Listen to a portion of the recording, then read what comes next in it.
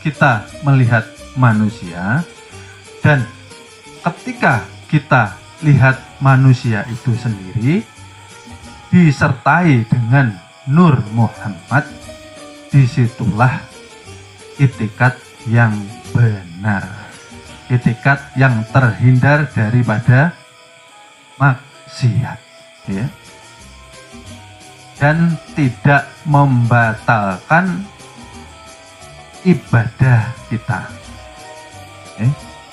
karena siapapun yang tanpa melalui itikat dalam melihat, maka akan timbul maksiat di dalam penglihatan itu sendiri. Paham ya maksudnya? Jadi ketika kita melihat tanpa itikat, maka cenderung kita akan meremehkan seseorang. Cenderung kita ketika melihat timbul rasa simpatik. Ketika melihat timbul rasa kita ingin memiliki, yang terkadang bukan hak milik kita.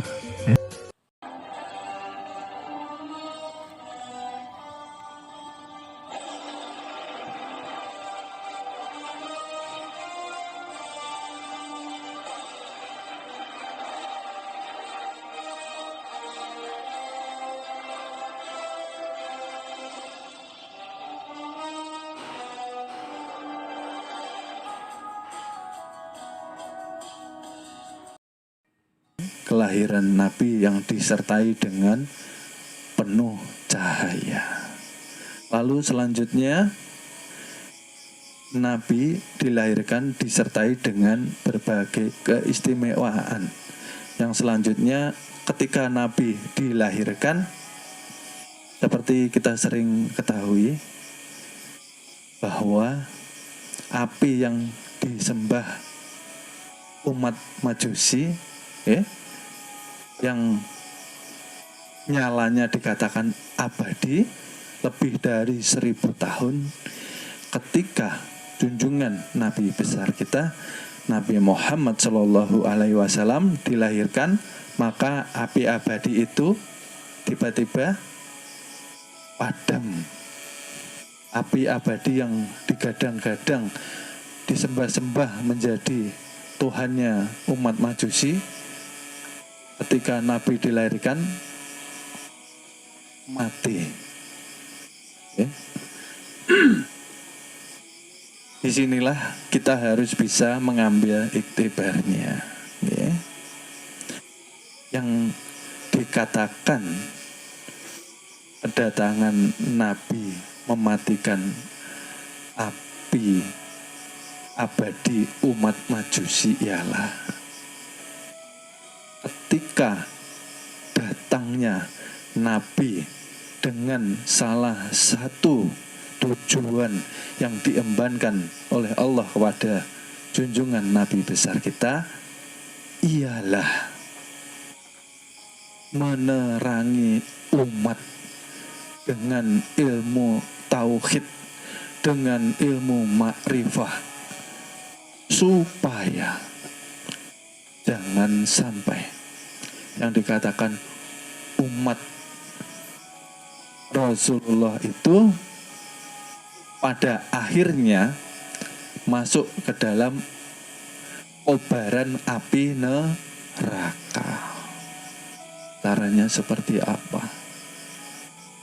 Barang siapa yang mengenal akan hakikat Nabi besar kita, maka ia haram disentuh oleh kobaran api neraka. Oleh sebab itu, junjungan Nabi besar kita mengajarkan kepada kita, perbanyaklah sholawat kepadaku. Maka sholawat itu akan membawa keselamatan kepadamu. Karena sholawat ini akan menjadi syafaat di negeri akhirat. Dan di sini kita sudah banyak mengetahui bahwa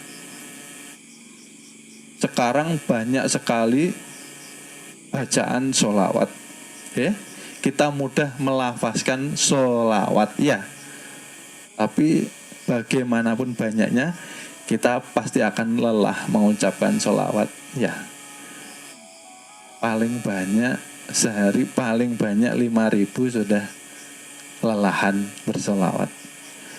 Nah, di sini Rasulullah mengajarkan kita sholawat yang hakiki, sholawat yang abadi, sholawat yang secara terus menerus dilakukan secara rahasia.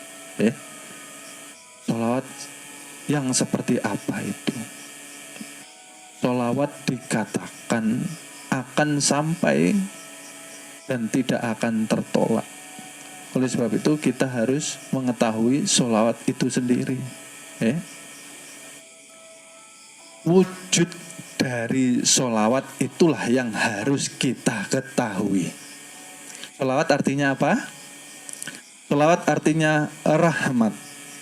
Dan rahmat terkumpul di dalam diri junjungan Nabi besar kita, Nabi Muhammad Sallallahu Alaihi Wasallam.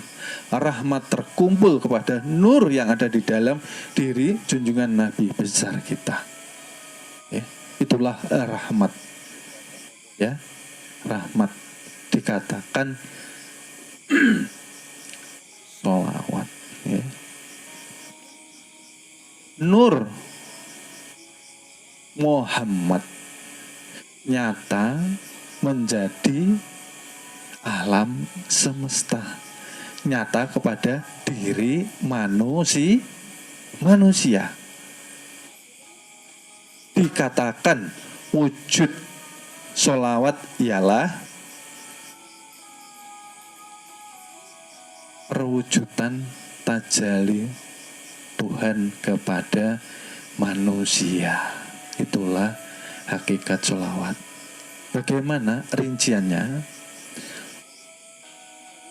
Karena Tuhan ingin dikenal, Tuhan mentajalikan bagian daripada dirinya menjadi yang dikatakan daya hidup hayat kepada zat mutlak yang dikatakan nur Allah Subhanahu wa Ta'ala, menjadi kepada nur Muhammad dikatakanlah Bapak sekalian ruh dan Bapak sekalian jasad.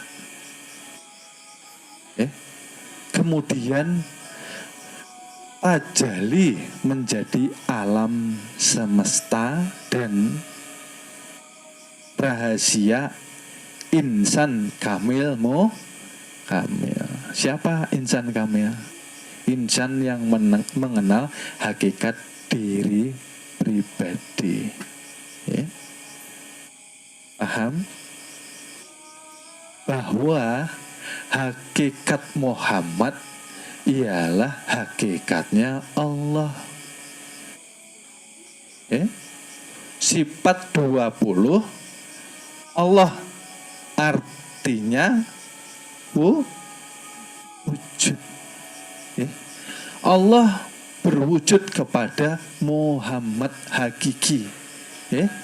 Allah artinya wujud. Wujud artinya adanya menjadi di insan kamil kamil.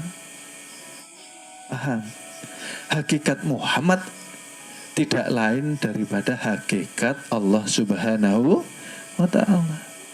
Allah diri yang batin, Muhammad diri yang zahir. Oleh sebab itu ketika kita bersholawat, kita sudah tahu arahnya, bahwa sholawat itu ialah memuji kepada diri nur yang ada di dalam setiap diri manusia. Yang di Mekah,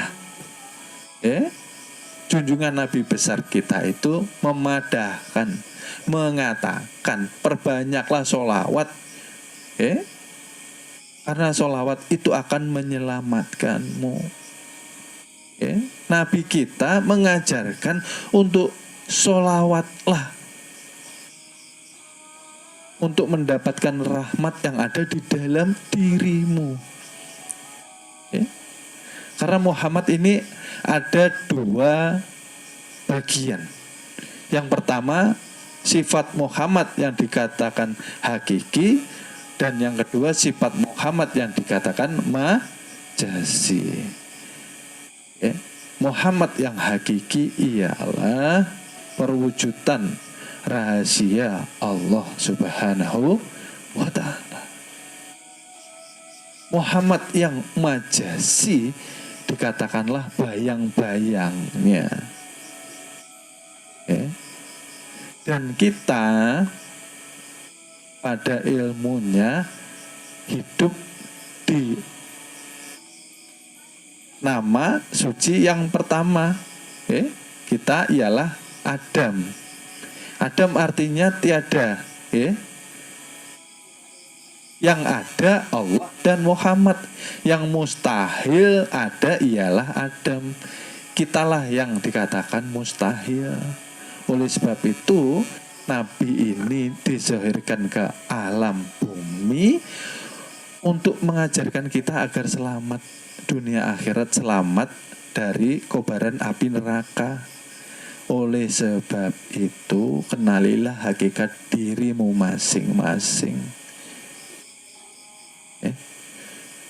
Supaya apa?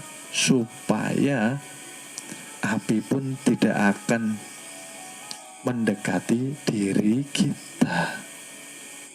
Barang siapa mengenal hakikat Muhammad, dialah yang dikatakan sebenar-benarnya umat. Ya.